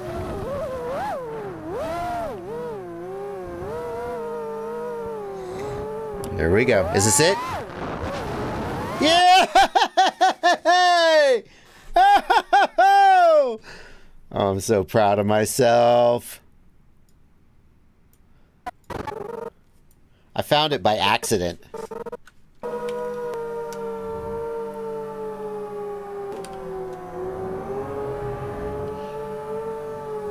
Not luck. Definitely not luck. I mean, you can see me working it and lining it up. Woo! Definitely not luck. I mean, you could literally see me working it and lining it up. I even have the other times.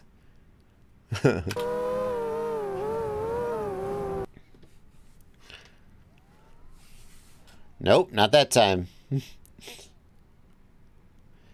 Trying to figure out the line. In fact, at one point I even just fly straight through it and look down to try and line it up.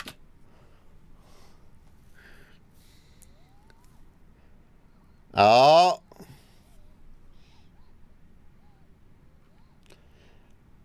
I mean, there's always a little bit of luck involved, but I mean, like, I did a lot of work lining it up, figuring out where I need to be, like what the incoming line is to come straight out at the V, and then how high do I need to go? Like, so there were a couple times when I was too high and missed, you know. Anyway, that's gonna be in a future video, so look forward to that. You guys get a little sneak preview. Knife edge it. Ooh, that would be slick. Yep. Just Curse, thank you for €5. Do you have any suggestions for a good $250-ish FPV drone? I want a freestyle drone. 250. Can you still get the Nazgul for 250? I think you can. You can still get a Nazgul 5 analog for close to 250. That's what. Now that is, I think, without a receiver. That's a. Oh no, that's Bind and Fly. What receiver is in it? It doesn't say. Does it say?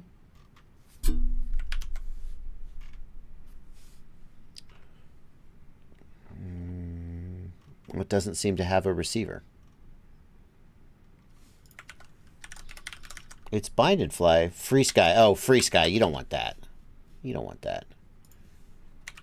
I mean, I guess you could get that. Depends on what your controller supports. If your controller supports Free Sky, that's a fine choice. Yeah, I'd tell you the Nazgul 5 analog. That's where I would steer you.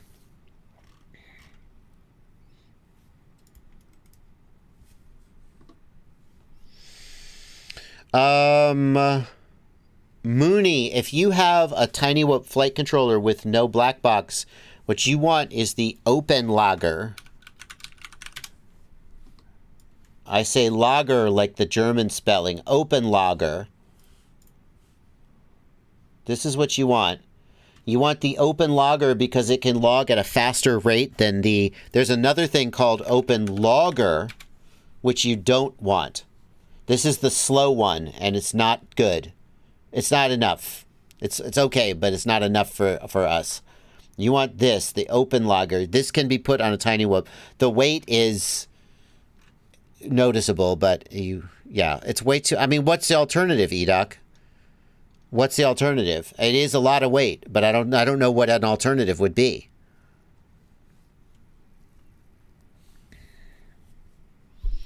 Shrey Gupta, thank you for 200 rupees. Is it a good idea to run 2 batteries in parallel on a 7-inch build? It's fine. There's nothing wrong with that. Lots of people do that on larger quads.